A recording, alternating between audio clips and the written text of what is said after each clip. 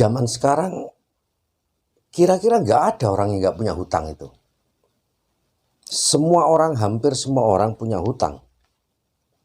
Jangankan dalam lingkup yang kecil, dalam lingkup yang besar saja negara ini dibangun dengan hutang. Pondok pesantren yang kelihatannya mewah, megah, dan makmur itu dibangun dari hutang. Loh, yang cerita ini Habib sendiri kok. Yang cerita pada saya ini ya Habib pemilik pesantren pondok besar. Bilang sama saya, berdua dengan saya, berhadapan-hadapan dengan saya, cerita dia bahwa pondoknya ini dibangun dengan hutang sana sini. Tapi bukan hutang riba. Dalam lingkup yang kecil, dalam rumah tangga, kita ini rasanya susah kalau tidak hutang itu. Misalnya beli motor, beli mobil, atau kredit rumah di BTN. Ada yang mengatakan itu riba. Saya hormati. Tapi ada juga yang mengatakan itu bukan riba. Bahwa kredit motor, kredit mobil, kredit rumah di BTN bukan riba. Kalau Anda mau lebih jelasnya, bisa dibuka channelnya Buya Yahya, Gus Baha, yang banyak membahas mengenai riba. Itu bukan riba. Saya sendiri menganggap itu bukan riba. Kalau ada teman-teman yang lain menganggap bahwa kredit motor, kredit mobil itu riba, tafadhol, silakan. Karena yang kami maksud dengan riba adalah kita pinjam uang. Misalnya pinjam uang di koperasi, pinjam uang di bank, pinjam uang tunai, hutang uang tunai. Itu yang riba. Saya tidak bahas riba ini. Saya bahas orang yang kesulitan membayar hutang. Amalan agar dimudahkan oleh Allah Subhanahu wa taala membayar hutang, agar dilunaskan hutang-hutang, terutama hutang riba. Dalam kitab Al-Adhkar yang ditulis oleh Imam Nawawi, bahwa diriwayatkan dalam kitab Tirmidzi dari Sayyidina Ali radhiyallahu an, bahwa seorang mukatib itu yang ingin membebaskan dirinya dari perbudakan. Seorang budak yang ingin menebus dirinya sendiri, mukatib.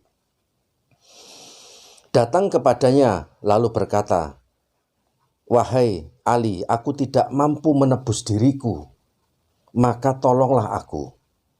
Maka Ali berkata, "Maukah engkau kuajari beberapa kalimat yang diajarkan Rasulullah SAW kepadaku? Seandainya engkau menanggung hutang sebesar gunung pun, niscaya Allah melunaskannya bagimu. Maka katakanlah, Allahumma kfini bihalalika an haramika wa ahnini bifadlika amman siwa."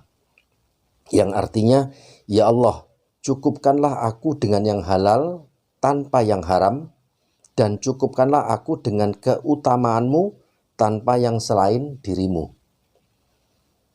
Hadis riwayat Tirmidzi yang digolongkan oleh beliau sebagai hadis hasan. Allahumma kfini bihalalika an haramika wa ahnini bifadlika amman siwa. Ini doa bagi orang-orang yang kesulitan membayar hutang. Mau hutang riba, mau hutang non-riba yang tidak riba, kalau kesulitan membayar hutang, baca doa ini. Allahumma kfini bihalalika an haramika wa ahnini bifadlika aman siwak.